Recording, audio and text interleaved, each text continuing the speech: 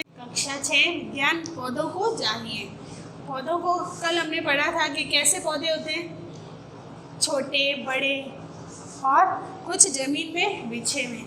भिन्न भिन्न प्रकार के पौधे आप अपने स्कूल से घर या घर से स्कूल आते हो जाते हो तब देखते हो, या बाग में खेलने जाते हो तो आसपास देखते हो। तो ये बताया था कि पौधों की कितनी श्रेणियाँ होती है। कल बताया था शाख, झाड़ी और वृक्ष। शाख कौन सी होती है?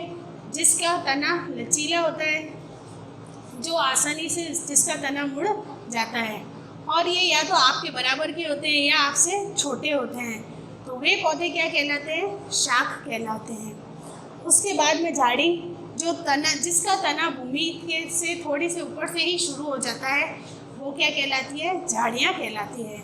इनका तना कुछ मोटा होता है।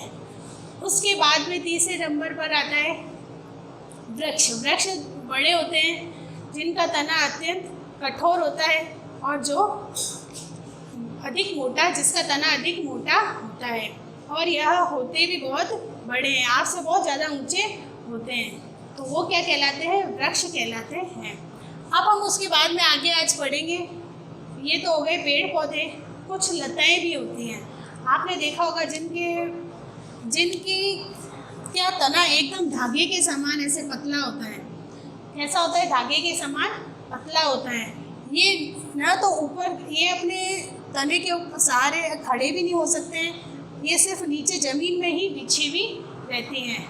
ये क्या कहलाती है? विसर्पी लताएं कहलाती हैं। जो कि ज़मीन में बिछी हुई रहती हैं, वे क्या कहलाती है? विसर्पी लताएं कहलाती हैं। इनका तना अत्यंत ही कमज़ोर होता है, धागे के समान होता है।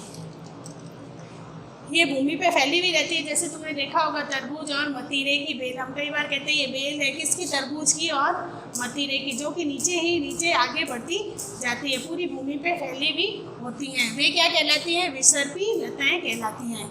किसे कहते हैं विसर्पी लता? कमज़ोर तने वाले पौधे सीधे खड़े नहीं हो सकते, जो सीधे खड़े नहीं हो सकते और ये भूमि पर फैल जाते हैं। सीधे खड़े नहीं हो सकते, इसलिए क्या कहलाते हैं? भूमि पे फैल जाते हैं, इसलिए इन्हें विसर्पी लता कहते हैं, जैसे तरबूज और मतीरा।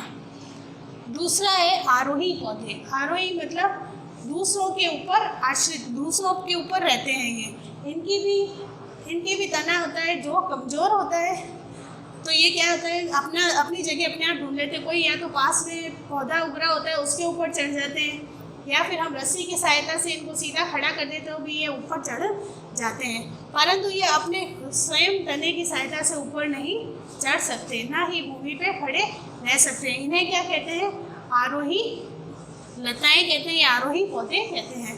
कुछ पौधे अन्य पौधों की सहायता से ऊपर चढ़ जाते हैं, मतलब जो पास में पौधा होता है या तो उसके ऊपर चढ़ जाते हैं, या कोई वृक्ष खड़ा होता है पास में उसके ऊपर चढ़ जाते हैं, या फिर हम उनको सहारे से ऊपर रस्सी की या किसी के सहारे से ऊपर चढ़ाते हैं, तब वो ऊपर चढ़ते हैं। वे क्या कहलाते हैं? आरोही पौधे कहलाते हैं। जैसे करेले और लौकी की बेल आपने देखी होगी, इसको हम या तो ऊपर चढ़ाते हैं तब चढ़ती हैं, या फिर पास में कोई पौधा उग रहा होता है उसके ऊपर चढ़ती है। जैसे नीम की लोई भी देखी होगी, नीम के सहारे वो ऊपर चढ़ जाती है, इसलिए उसको हम क्या कहते हैं? नीम गिलोय कहते हैं।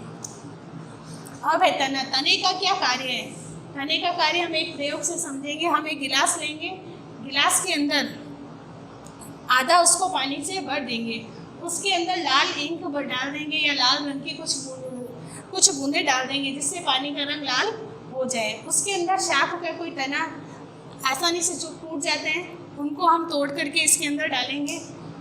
तो दूसरे दिन हम देखेंगे कि यहाँ ये तना लाल लाल दिखाई देगा, और पत्तियों पर भी लाल लाल धब्बे दिखाई देते हैं। इन पत्तियों के ऊपर भी छोटे छोटे लाल लाल धब्बे दिखाई देने लग जाते हैं। तो इस प्रयोग से क्या सिद्ध होता है कि तना भूमि से जल और अन्य खनिज लवण लेकर पौधे के अन्य भागों तक पहुंचाता है। तने से ऊपर चढ़ते हैं और जो पत्तियों तक पहुंच जाता है वो भी लाल हो जाती है। इसका मतलब जो हमने जो इसको दिया था पानी, वो ऊपर चढ़ करके वो भी तना भी लाल हो गया थोड़ा, और पत्तियां भी लाल हो गई। इसका मतलब क्या होता है? तना जल में विलीन खनिज, जो जल में खनिज लवण होते हैं घुले हुए, उनको जल के साथ तने में ऊपर पहुँचते हुए तना क्या करते हैं, इनको जल के साथ में और खनिज लवणों को पौधों के अन्य भागों तक पहुंचाने का कार्य करता है। ये आपको कॉपी में उतारना है, उसके आगे हम कल पढ़ेंगे।